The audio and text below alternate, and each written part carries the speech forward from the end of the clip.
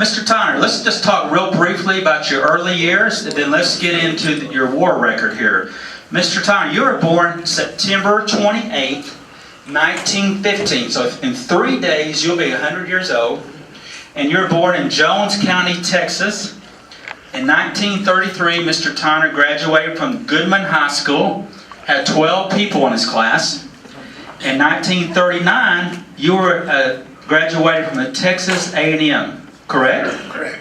Now, 12/7, December 7th, 1941, the Japanese bombed Pearl Harbor. Where were you at that time? What were you doing? I was in Fort Bliss in the 7th Cavalry Division. Fort Bliss, 7th Cavalry Division, okay.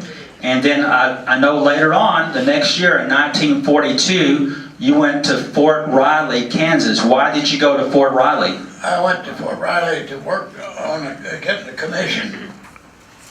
What kind of commission was that? Well, it would be a lieutenant. In this case, it would be a lieutenant in cavalry. Okay, and you headed in May of 1943, you headed to the Aleutian Islands, next to, which is part of Alaska, the Aleutian Islands in Alaska. And your first combat experience was the Battle of, tell me about that, Battle of Attu? Yes, I was with a special unit to go in and climb over the mountains back of the Japanese and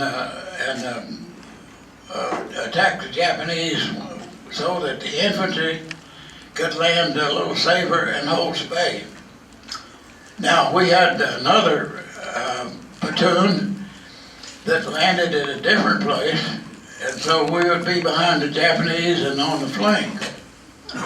So, You were telling me that the Battle of Attu, it was a poor planned invasion. Why was it a poor planned invasion? well, after we found out it was going to be cold, we began to worry about their equipment, and we had an officer that had gone back to division headquarters, and he assured us that we didn't have to worry about winter clothing because we'd stop on the way to combat and be supplied all the things that we needed.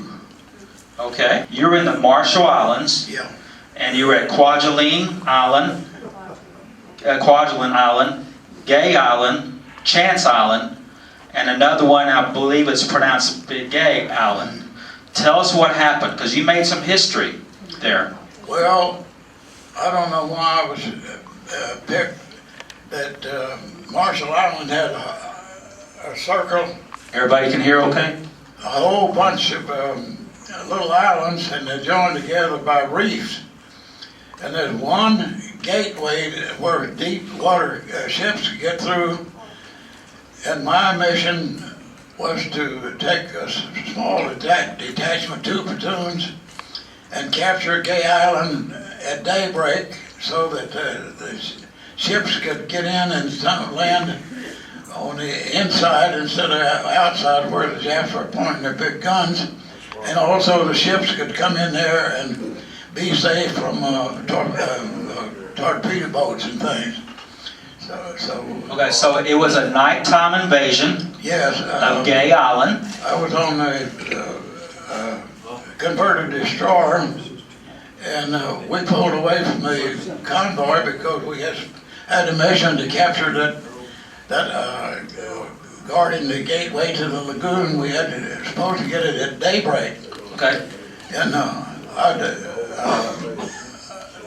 what we'd do, we'd load aboard rubber boats, and we'd be towed in tandem and to get in close to the shore, and under cover of darkness, cut loose from the LCVT, and they're towing us and roll into the island there.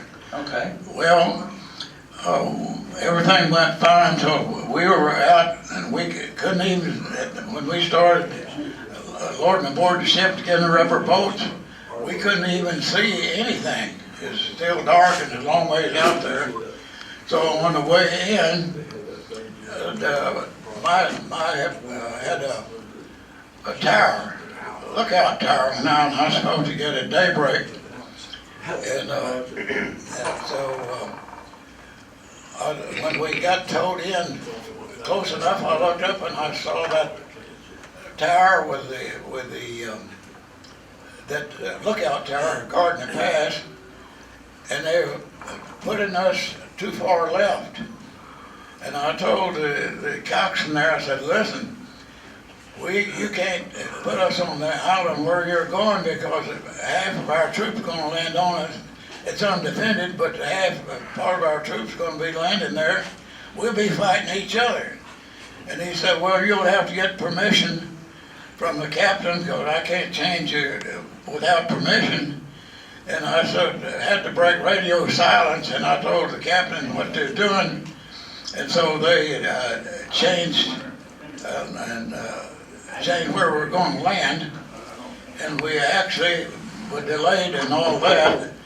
And we didn't land till in time to capture the island by daybreak. But we did land in undetected, and our group killed the Japanese on there, about 18, and then we ran up the American flag on that tower and announced to the division headquarters that the channel was secure, and immediately there was a destroyer sitting there waiting, and they started putting ships into the lagoon there inside. Okay, so again, this is Gay Island in the Marshall Islands. And Gay Island was part of Japanese controlled land. The Japanese controlled it. It was part of their ownership, the government there. And so this was the first time American soldiers had actually captured Japanese soldiers, with Mr. Tiner's picture on it, and it talks about the first time that American soldiers landed on a Japanese-controlled island and captured it. So you made history that night. Well, yeah, they had one significant thing about it. Kate Smith had a nationwide radio broadcast once a week. And my parents at home on the farm had no idea where we were listening, and they listened to Kate Smith. She said, we selected Soldier of the Week as Lieutenant Emmett Tiner, who put the flag on the first Japanese territory in the war. So how many of the veterans do you remember Kate Smith? The Kate Smith, right? Look at that. So think about this. So you just captured Gay Island in the Marshall Islands, and your mom and dad are sitting at home. They're listening to the radio, and they're going to listen to the Kate Smith radio hour show. And they hear that she makes an announcement, Emmett Tiner, Soldier of the Week. And that's all documented right over here. Very interesting. Let's move along, because we're still in the Marshall Islands. You're in combat every day, and you've seen a lot of your men killed. You're a lieutenant, and you're on Chance Island. Tell us about when you were personally wounded in action. Well, we had orders to capture the Chance Island. It was a pretty good sized island. There's sea guns that tug. It's a beast right there, and a lot of those soldiers were on Chance Island. Some of them came off the ship, and we landed there in rubber boats at night and attacked them just as quick as we could see. And it was real close-in fighting. The captain of the company was shot in the arm, and I was shot with I guess a 22 caliber or 25 caliber rifle. And neither one of us hurt, but he is real bad. But he has got an infection, and he had to go to the hospital. But anyway, I thought we'd been fighting about 2 or 3 hours, and I looked at my watch, and it's 4 o'clock in the afternoon. And when it's all over, we drug the Japs out, and they counted them. There's 72, or no, 70 something. 70-something Japanese killed. Japanese. Okay, so tell us again. The general himself, I went with the commanding officer, Greta, and the general said, well, we have an island over here that we need to capture, and said it looked like there may be only about 12 or so Japanese, though I don't know how many, and we want you to go in and take that island. Well, we landed there on rubber boats, and just at daybreak, and we started forward, and first thing that happened, they shot out from one of these great big bunkers and killed the scout. Well, we did kill a few that came running up. I heard us shooting, but the main force was in that great Japanese bunker. Okay. So there's some Japanese soldiers in a bunker, and they did not want to surrender. And how did you get them out? Well, we knew we couldn't get them out, and so we wired in and asked them to send a tank, and maybe the tank could tear up that bunker. But while we were waiting for the tank, I remembered that reading somewhere that when they had those underground things, bunkers, that had to have ventilation. And I looked, and sure enough, there was a ventilation that came out over the sandy top, and we were just waiting. I needed something to do, waiting for the tank.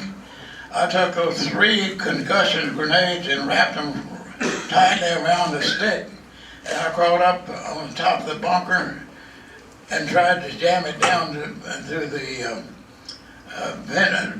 where the shafts were, jam it down by the ventilator, and it wouldn't go.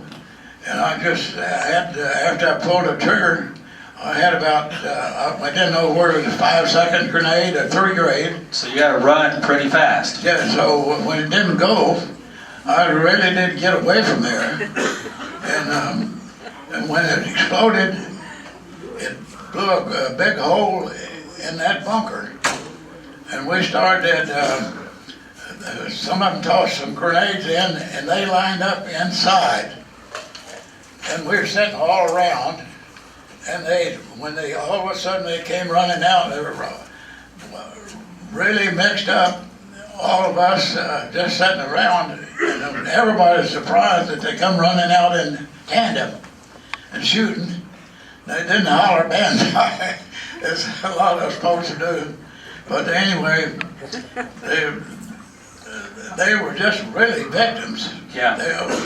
The nearest one that was coming hurt is Sergeant Brink. I remember him real well. The lead Japanese shot him right there, and they glanced off the helmet. Okay. So the Japanese. We killed those in about 2 minutes. So they come running out of the bunker. Yeah. And they were shooting, and you were shooting. And, Yeah. And he told me that was like a really scary time. You were actually you had already been in a lot of combat, Yeah. but that particular moment, it was so scary, it happened so fast that you were just like shaking. Yeah, I was trembling, I noticed. Okay. It was really a surprise the way it all happened. Okay. Well, moving along. Thank you. Stephanie?